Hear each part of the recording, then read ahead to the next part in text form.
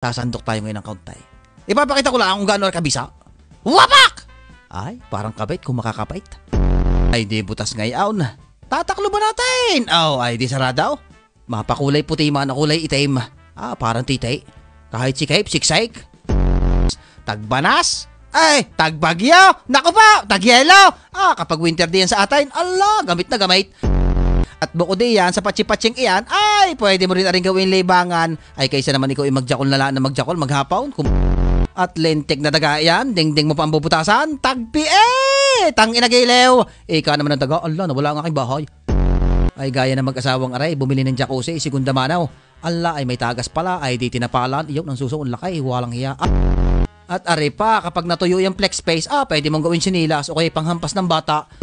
Iyong bintana, napakababa, lapat sa lupa, sabay lurok ng ulan, ay di tuluan. Oh, ay di kay flex space lang ang katapat niyan.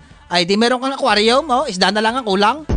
Aray, ang patunay, walang dudang matibay. Abay ho, bili na kayo!